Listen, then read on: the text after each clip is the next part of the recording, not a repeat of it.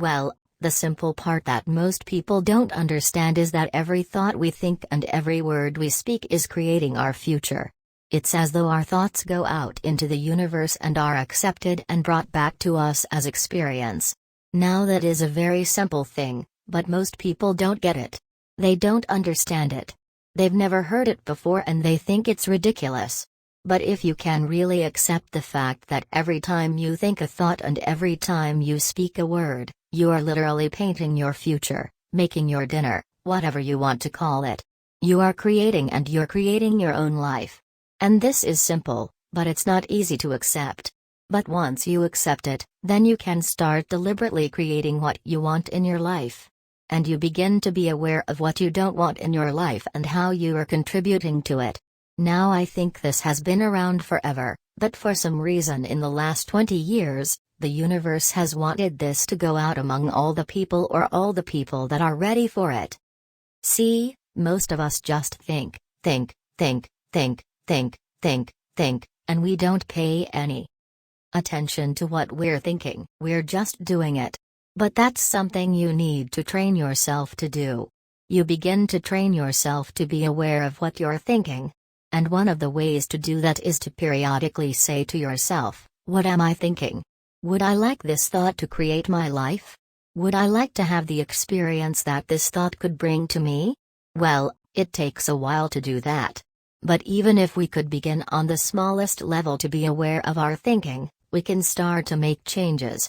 To begin with, you start by doing what we call affirmations. And that is making positive statements about your life that are positive, and you do them deliberately. You might do them in the morning, you might do them at noon, you might do them at night, you might do them twice a day, or whatever. But you do this and you let this become a habit. And as you start to do them, things will begin to change, maybe on a very small level. I call it getting the green lights in the parking places. I mean, they're not huge things in your life. They can be very nice when you get 3 green lights in a row.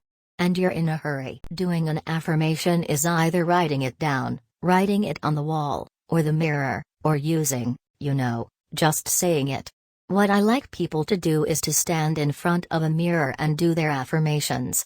Because there's something very powerful about looking into your own eyes and accepting yourself, or noticing that you reject yourself when you're saying something positive about yourself.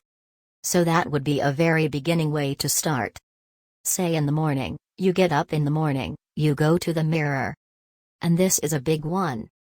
And it's hard for lots of people. But you look in the mirror and I say, I love you. I really, really love you. And to begin with, that can be so hard for people because they think of all the things that they think are wrong with them. But if you can start your day by saying that, it's very powerful. Remember, I'd like to think the universe is listening to everything you say and everything you think. And saying, okay, you can get that. So then it starts to bring you in and bring things into you. And I know this sounds far-fetched, but it's amazing how it works. If you do a good general positive statement for yourself, the universe will figure out how to manifest that. How to bring that about in your life, so things could happen that you wouldn't expect at all, but they will happen. If you think of doing your positive affirmations, it's like planting a seed in the ground. It's not necessarily true at the moment, but it is something you want to have to be true. So you put the seed in and you plant a seed and you expect it to grow. Or you maybe plant 3 seeds just in case.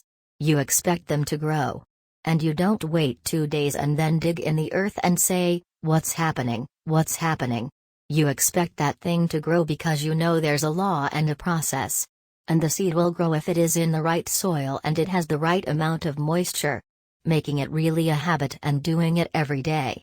Doing something every morning when you wake up, that's a really good time. And another good time is when you go to sleep at night. And gratitude works a lot.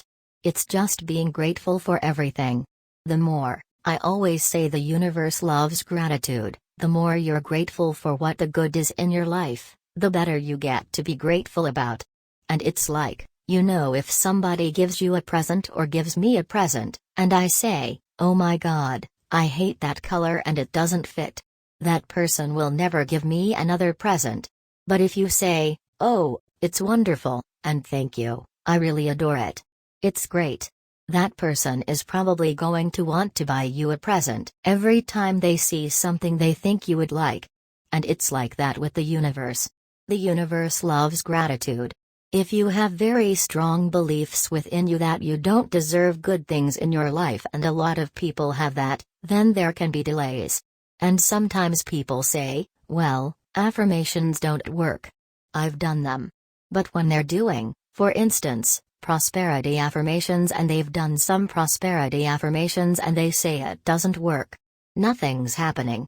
And I say, well, alright, how many prosperity affirmations did you do in a day? And they'll say 3, probably.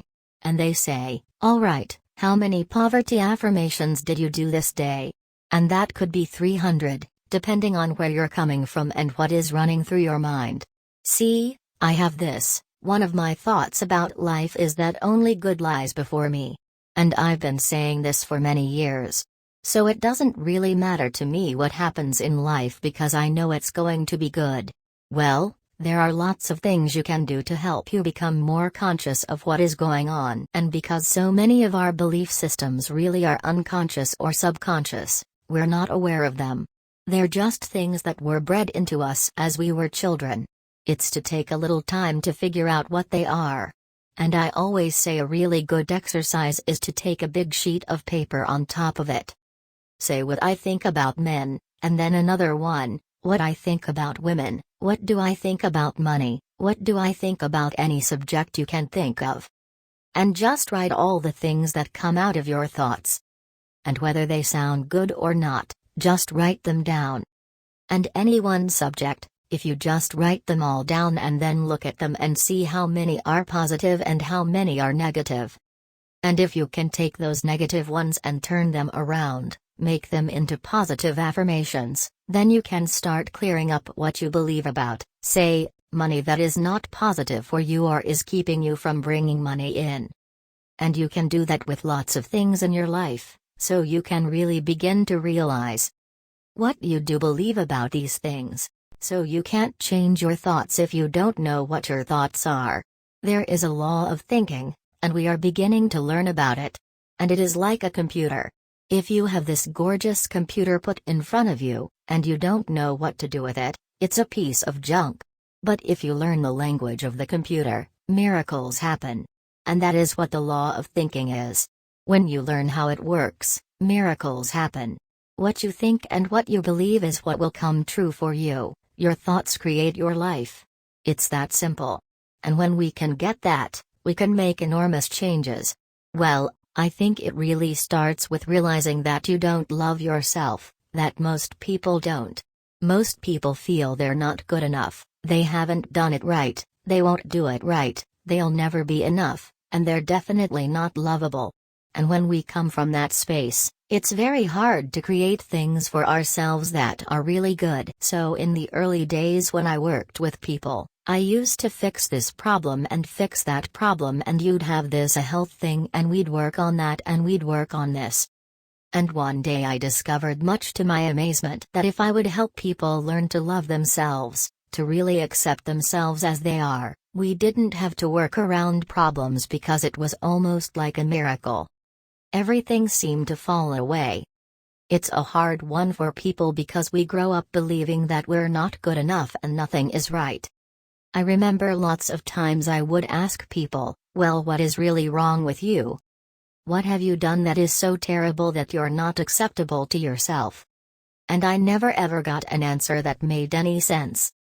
They might say something like, well, I'm too fat. Well, soul. When you talk about loving yourself, a lot of people think that's vanity, but it isn't. Really, it has nothing to do with that. That is narcissistic, but to really care for you and to acknowledge that you are an important being, it's almost like in the Bible they would say, you recognize that you are a child of God, therefore you are perfect? But even if you're not a biblical person, if you can recognize that you are a being that has self-worth, if you can really recognize your own worth, then you start to treat yourself differently. And I think that's what's so very important about loving yourself. If you stop beating yourself up, you stop making yourself wrong, and you stop talking about how awful you are, and you stop saying things like, "I'm really stupid" and stuff. And you start to treat yourself with a certain amount of respect. And this makes an enormous difference, because what you give out in life is what comes back to you. So if you're giving out a feeling of, "I'm okay, I'm good enough as I am, and I am acceptable, and I love life and I love me," and you start having gratitude for yourself and for life, then life treats you differently, because you're having a different vibration than you're giving out and getting back. And that's when things really start to flow. Now, a lot of people don't realize it, but you have to practice. You just have to start it. And that's why I try to get people to do a lot of mirror work. If you look in the mirror, just simple things like looking in the mirror in your own eyes and say, "I love you. I really, really love you." And it helps if you use your name. Louise, I love you. I really love you. It gets to that little child inside that has been rejected for so long, and it breaks open sort of a dam or a door or whatever you want to call it. And it's like little miracles start to happen. Lots of little good things happen. And the universe loves grateful people. The more grateful you are, the more you get to be grateful about it. It's that simple. Life is really very simple. We make it enormously complicated, but it doesn't have to be.